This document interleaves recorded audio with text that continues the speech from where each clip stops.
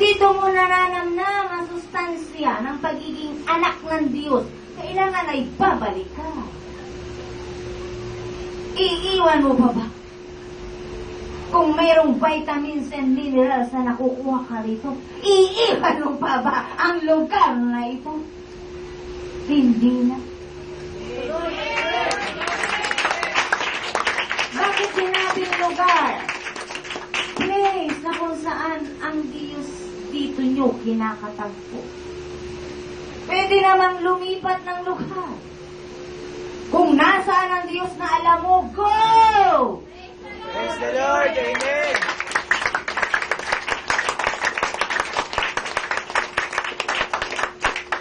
At makukontento ka ba? Kung ikaw ay elementary graduate lang, pagka-high school ka. Doon sa pinanggalingan mo, samahan, nakikinig ka ng salita ng Diyos. Nabuhay ka ba? Malnourished ka pa rin hanggang ngayon.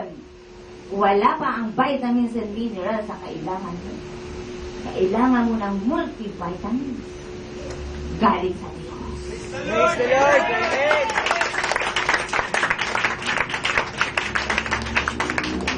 Yan ang sinasabi sa inyo kanina pa, na kung gusto nyo magyabang, ang ipagyabang nyo ang Diyos.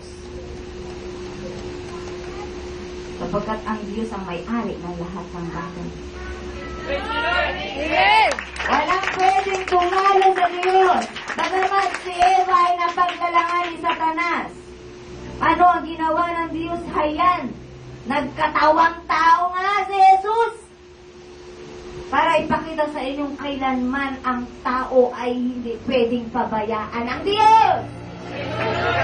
Sapagkat mahal na mahal ng Diyos ang tao. Makinig kayo! Kung kayo mga anak ay mahal ng mga magulang ninyo, kahit na nagkakasala kayo, mahal pa rin kayo. At ibinibigay pa rin ang luho ng katawan nyo kahit wala na nga. Ang Diyos pa kaya na siyang gumawa ng mga ilong bibig tenga na yan ng kaisipan ninyo ang hindi magmahal sa inyo. Praise the Lord. Amen. Oo nga, mahal kayo ng Diyos, subalit ito ang tanong. Pinapahalagahan mo ba ang pagmamahal ng Diyos sa iyo? Kapag kung pinapahalagahan mo, yung katawang yan ay dapat ay mahalaga rin sa iyo. Praise the Lord. Amen.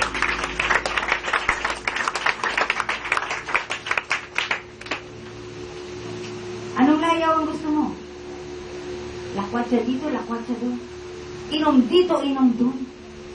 Gimik dito, gimik doon. Sino ang kasama mo sa mga panahon yan? Ang Diyos ba? Ang Espiritu ba ng Diyos? O si Satanas?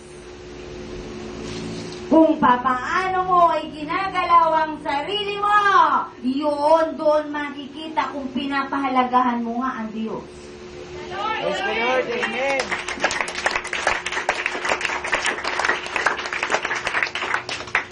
At ngayon, mag-isip kayo. Sa inyo bang mga buhay, naging mahalaga ang Diyos sa inyo? Kung paano ang cross hanggang ngayon ay nandidiyan nakikita sa mga altar. Sa mga simbahan ng cross para maalaala ninyo na hindi kayo ang naipako doon kundi si Jesus.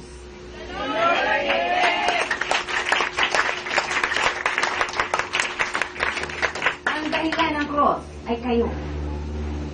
Sapagat ang tao ang nagkasala, hindi kailanman nagkasala ang Diyos. Praise the Lord. Amen.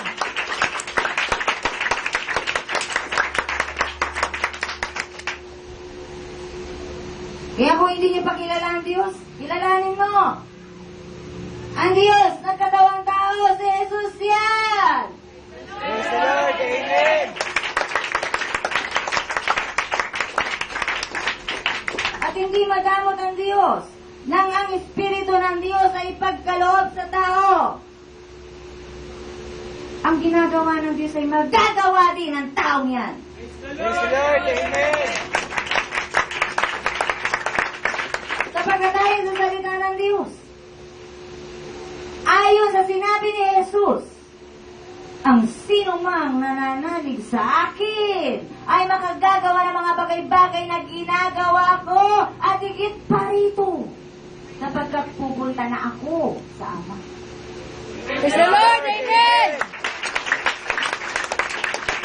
At ang sino man tumanggap at tumatanggap kay Jesus ay tumatanggap sa Ama. Ang anak at ang Ama ay iisa. Praise the Lord. Amen.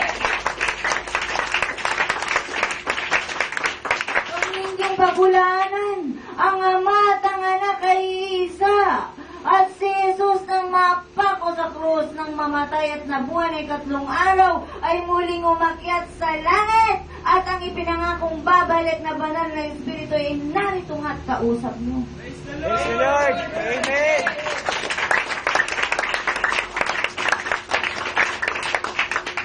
At ang Espiritong tinatanggap ninyo ay ang Diyos. Sapagkat ang Diyos ay Espiritu. Hindi ibang Espiritu, kundi banal na Espiritu ng Diyos. Praise the Lord. Amen. Kaya pagkakitingin ninyo na ang Diyos ay matanggap ninyo para hindi kayo mapagharian ni Satanas. Pagkat ang tao pinaghaharian ni Satanas, siguradong sa impyerno ang punta. At hindi biro ang impyerno. Kung ang langit ay buhay na walang hanggan, ang impyerno ay walang hanggang paghihirap na mararamdaman ng taong makasalanan na hindi nagsisi.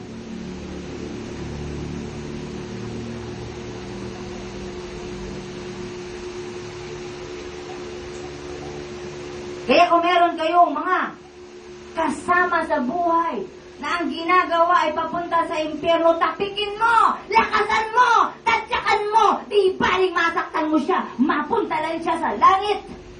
Praise the Lord. Amen.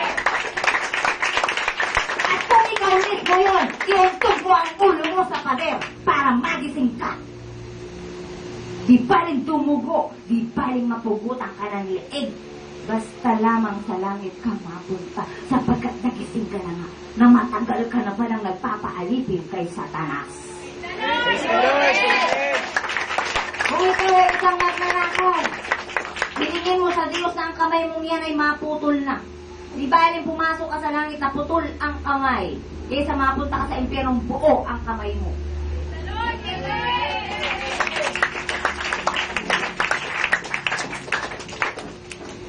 At ang mga kaluluwang narito ngayon, aba, oo nga ano. Ang sarap palang mabuhay kasama ang Diyos. Praise the Lord! Magagawa mo ang lahat ng bagay kapag kasama mo ang Diyos. Nothing is impossible. If God is in you,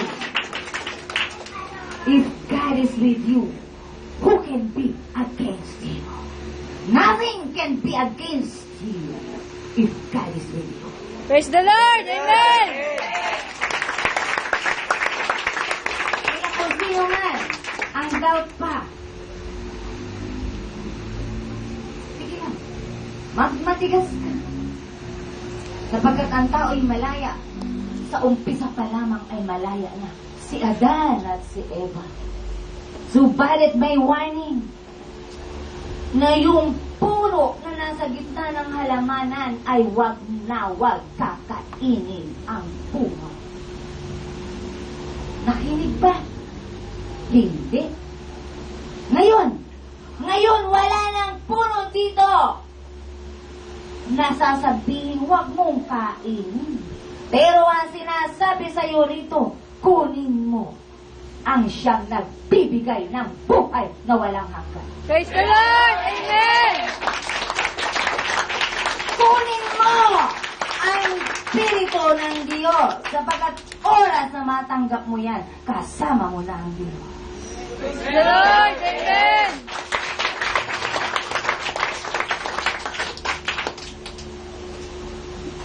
Wala ka nang kakailanganin pa. Sapagkat ang lumikha ng lahat ng bagay ay nasa iyo, kasama mo. Di ka na mangangailangan pa. Praise the Lord. Amen. Sapagkat alam ng Diyos ang kailangan mo.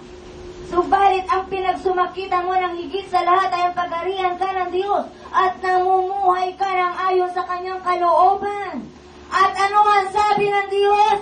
Idadagdag sa taong yan ang kanyang mga pangangailangan. Idadagdag na lamang ang Diyos. Di mo na kailangan humingi sapagkat ang tinanggap ko ay ang Diyos mismo.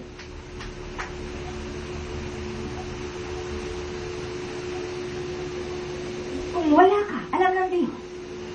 At dahil kalugod-lugod ka sa Diyos, sumusunod ka sa Diyos, at dala mo nga ang Diyos, Diyos ang gagawa para sa'yo sa mga pangangailangan mo. Praise the Lord. Amen.